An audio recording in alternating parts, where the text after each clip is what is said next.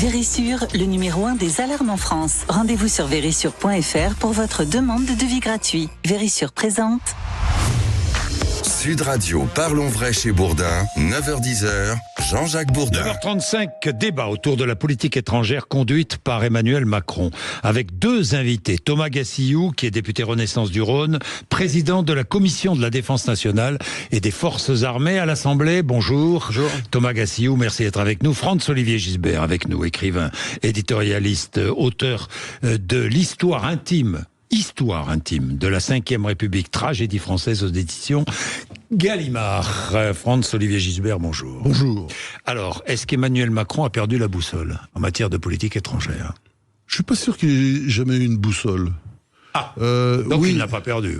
Oui, il godille. Et je suis un peu triste de la dernière séquence parce que il peut être bon, hein. Emmanuel Macron, ça lui est arrivé notamment dans la deuxième phase du Covid quand il a pris les choses en main. Oui, c'est vrai. Où là, j'ai trouvé excellent. En revanche, sur la politique étrangère, je pense que son problème, et c'est le problème de Macron en général, il n'y a pas de conviction et donc ça tourne vite à la com. Exemple. Sa déclaration sur l'Hamas, on va faire une coalition contre le Hamas. Non mais franchement, coalition internationale contre le terrorisme. Non mais on tombe de sa chaise quand on entend ça, c'est complètement débile. Aucun pays arabe ne va, alors qu'ils sont tous pour la destruction du Hamas, mais aucun pays arabe ne pouvait aller dans cette histoire. C'est grotesque. Enfin, c'est de la part d'un chef d'État, je comprends pas quoi. Mais où est-ce qu'il va chercher ses idées ? Bon.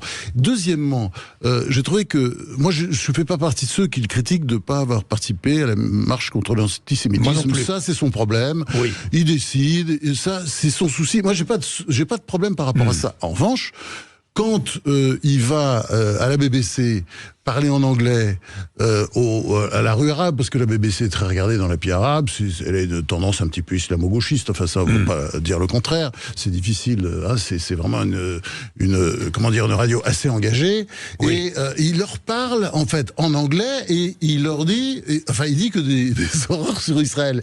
C'est-à-dire, vous voyez très bien, ça passe d'un truc à l'autre, finalement on ne connaît pas ses positions. Or, si on regarde bien par rapport au Proche-Orient, il y a une espèce de ligne depuis, je dirais presque fixée par le général de Gaulle, qui est une position d'équilibre, qui est très intelligente, que Macron tient. Si vous regardez les choses objectivement, il est sur cette ligne d'équilibre. Le seul problème, c'est que ça va dans tous les sens, c'est-à-dire c'est un coup à droite, un coup à gauche, un coup à droite. Et si vous voulez, à force de faire en fonction du lieu où il se trouve, peut-être. Je dirais même, alors là, de ses interlocuteurs. Oui, en fonction de ses interlocuteurs, toujours pour être gentil. Par exemple, vous regardez, il a donné un permis d'envahir à la Chine après sa visite en Chine, une visite officielle, et il donne un permis d'envahir la Chine, Taïwan, enfin ce qui est un truc de fou quoi. En sortant, il dit oui, c'est ça. Comme Mélenchon quoi. Oui, enfin c'est-à-dire on voit, si vous voulez, que ça n'est pas tenu et on voit l'absence totale de conviction, alors que il se tient quand même, il essaie de se tenir sur la ligne qui a été fixée par le général, qui a été suivie, n'oubliez jamais, par Giscard, par Mitterrand, par Sarkozy, par Hollande, et qui suit un peu. Mais dernier point. Dernier point, oui, parce que je voudrais donner la parole. Je pense qu'il fait de l'électoralisme, c'est-à-dire que il soigne l'électorat juif. Alors on fait une lettre aux juifs, et on va pour s'excuser de pas aller à la marche. Et ça, moi je répète, je comprends qu'il ne soit pas allé à la marche. Et puis de l'autre côté, justement, on va s'adresser à l'électorat arabo-musulman à travers la BBC. C'est pas très sérieux. Tout ça n'est pas sérieux. Thomas Gassillou, la défense. Alors, je trouve que c'est une position extrêmement dure là qui est tenue. Moi, je vois tout à fait le contraire. Et d'ailleurs, quand je me déplace un peu à l'étranger, tout le monde, au contraire, me loue les qualités de ce président. Et beaucoup d'étrangers disent on aimerait avoir un tel président, justement, qui a une vision internationale et qui la décline et qui est capable de parler avec tous. Si moi, je regarde les questions de défense, effectivement, il y a une vision extrêmement simple en 2017 qui est de porter le budget de la défense à 2% du PIB. Beaucoup de présidents l'avaient fait avant lui. C'est le seul à avoir tenu la ligne depuis plusieurs années sans y déroger, avec des lois de programmation militaire qui ont été bâties pour correspondre à cet objectif et qui ont été respectées année après année. C'est une des premières fois depuis une trentaine d'années. Donc ça me fait un peu mal, je trouve. C'est un peu difficile quand on dit que ce président n'a pas de vision et s'y tient pas, puisqu'en matière de défense, on assiste par exemple à tout le contraire. Et Monsieur Gisbert parlait par exemple de la position sur le Proche-Orient qu'on lui reproche, mais cette position elle est extrêmement claire, elle est extrêmement cohérente avec les positions traditionnelles de la France. J'ai pas dit le contraire. Voilà. Je dis juste c'est mal fait. C'est-à-dire que on pourrait. Il s'adresse si vous voulez, presque à des électorats différents, et chaque fois en leur donnant ce qu'ils veulent. Mais en revanche, on pourrait dire, par exemple, s'il avait été à la BBC en parlant en anglais, ce qui ne dérange pas, mais en disant voilà la position de la France, j'aurais compris. Mais là, il accuse Israël pour les bombardements, et de l'autre côté, il dit aux Juifs je suis de votre côté, etc. Bon, enfin, reconnaissez que c'est pas très cohérent tout ça.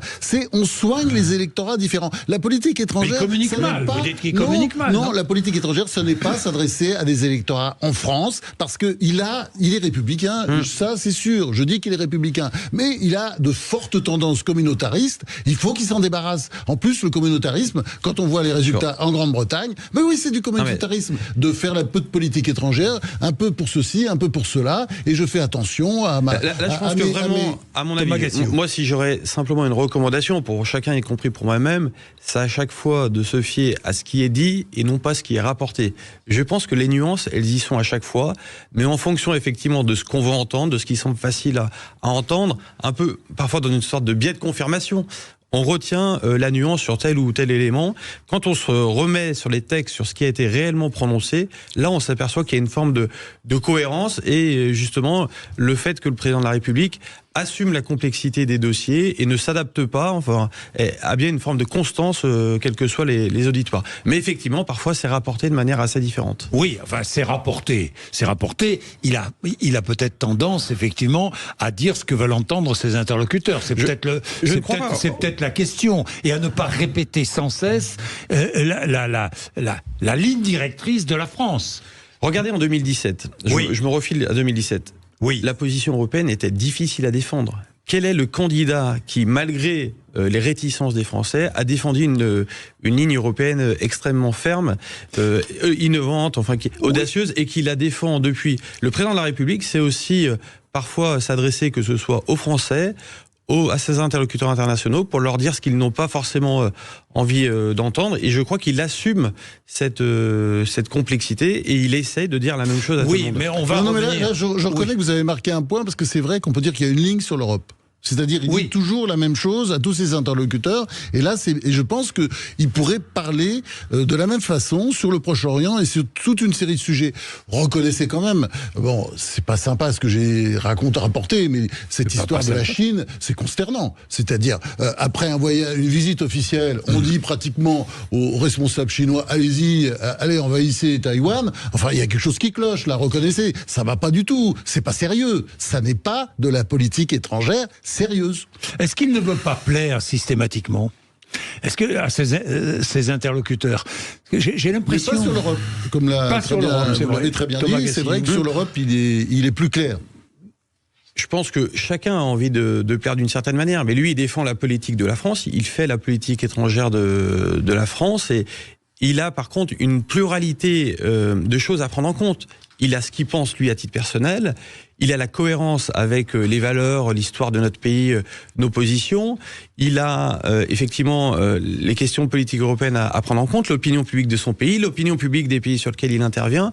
Et donc la formulation de sa politique étrangère repose sur énormément de paramètres, non seulement qui sont compliqués, et qui en plus évoluent au cours du temps. Sur la position sur le Proche-Orient, entre le 7 octobre ou le 8 octobre, au lendemain de l'attaque terroriste du Hamas, et quelques semaines plus tard, forcément les positions un peu évoluent en fonction des actions des uns et des autres. Vous savez ce que nous allons faire? Nous allons être concrets et en revenir sur ce qui s'est passé depuis le 7 octobre et les diverses interventions du président de la République depuis le 7 octobre. Juste après la pub, 9h44. Vérissure, le numéro 1 des alarmes en France. Rendez-vous sur vérissure.fr pour votre demande de devis gratuit. Vérissure présente.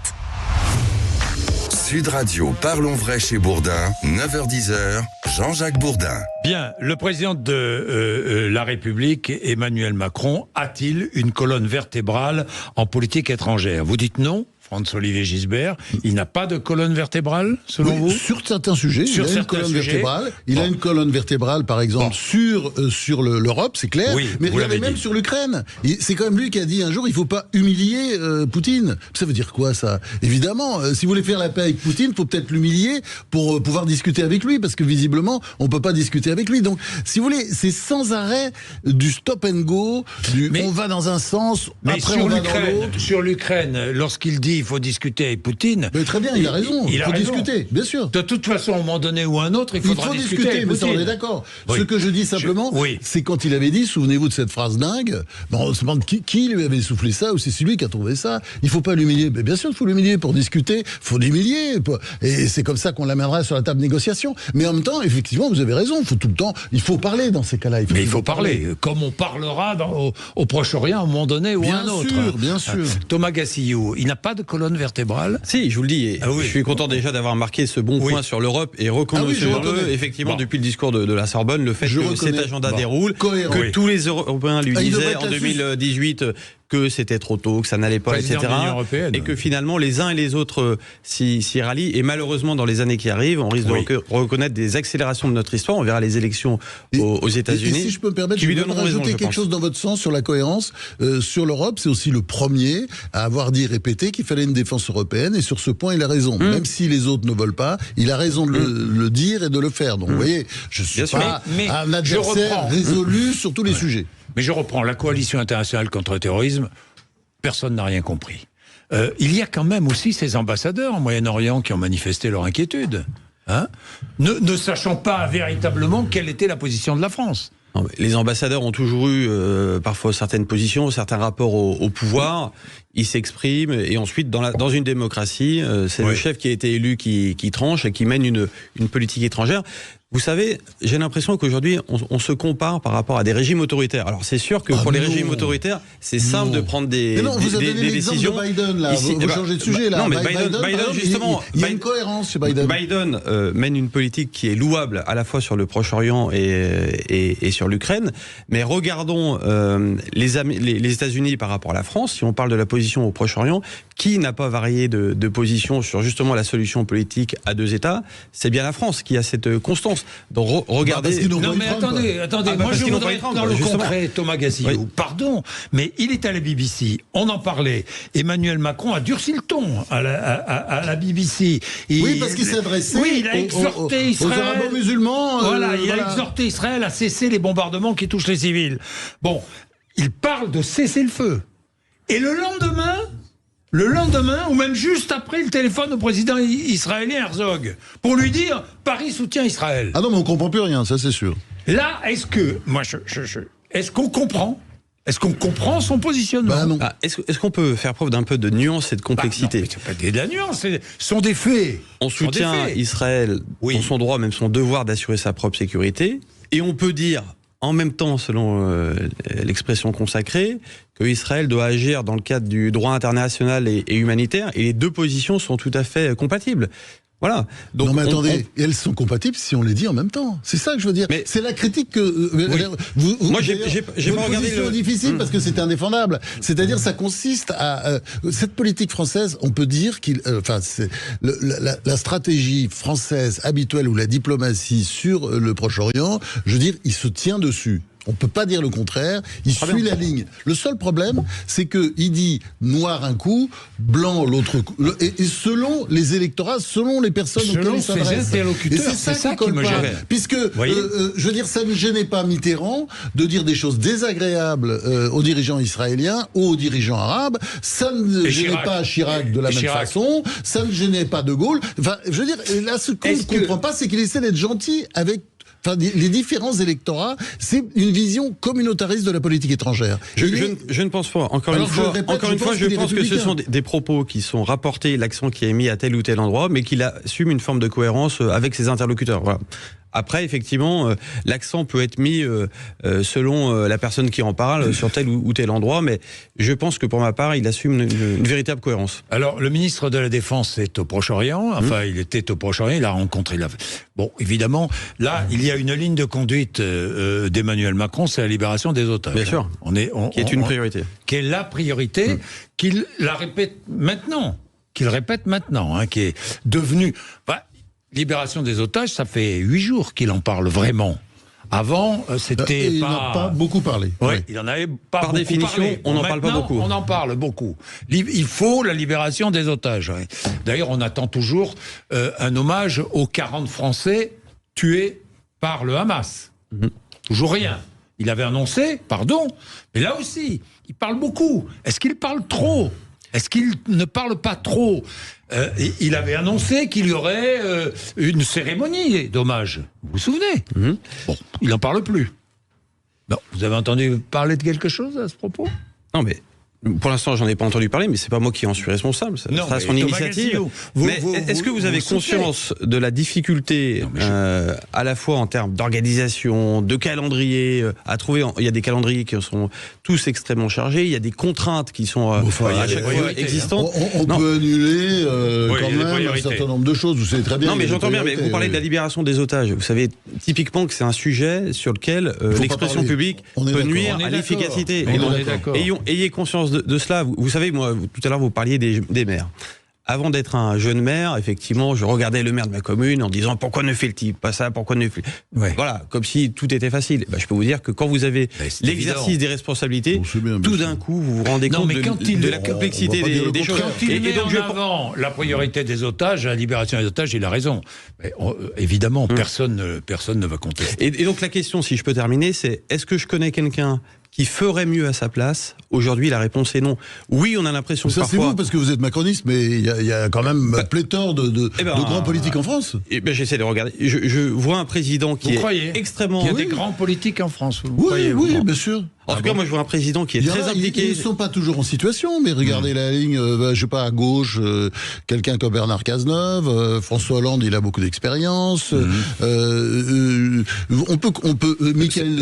C'est très marrant d'entendre maintenant les propos sur François Hollande, alors que. Alors après, il y a quelques années, les propos étaient un peu plus difficiles. À droite, vous avez. Mais non, mais attendez, j'essaie d'avoir un peu d'être honnête. La critique est facile, l'art est difficile. Non, et regardez de l'autre côté à droite, vous avez Laurent Wauquiez, Nicolas Sarkozy, enfin il y a toute une série de gens David Lisnard, et puis le président du Sénat, quand même, qui n'est peut-être pas un ami d'Emmanuel Macron, mais qui est quand même une personne extrêmement habile et intelligente. Bien sûr, il y a tout ce qu'il faut. Ils ont des qualités, mais s'ils étaient à la place d'Emmanuel Macron, il ne faut pas dire il ne peut y avoir que Macron, mais ça personne ne le croit, ça fait rigoler tout le monde. Mettez simplement le doigt sur la difficulté actuelle du contexte international et la complexité des situations. Toutes les personnes que vous avez citées ont des qualités certaines. Le problème peut-être, voyez, mais je ne suis pas sûr qu'il ferait mieux que le président de la République. Emmanuel Macron, c'est que c'est un manque d'expérience. C'est-à-dire que on a vu arriver tous ces gens là, les Mitterrand et les Chirac, je veux pas faire de la nostalgie, mais ils connaissaient à mort le dossier. Alors, et là, on a l'impression qu'il parle parfois de dossiers qu'il connaît pas. L'exemple le plus extraordinaire étant le Liban,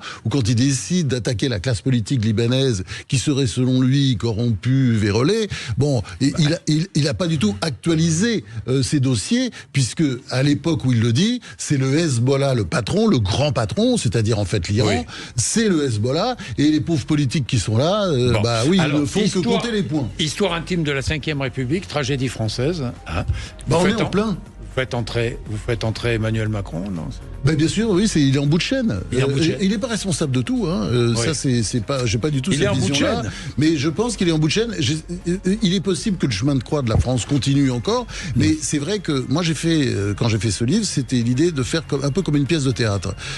L'acte 1, c'est le sursaut avec le général de Gaulle, qui hérite d'un pays par terre. C'est pour ça que la France n'est pas finie. Elle n'est pas morte. Elle nous enterrera tous. De Gaulle hérite d'un pays par terre avec le sursaut.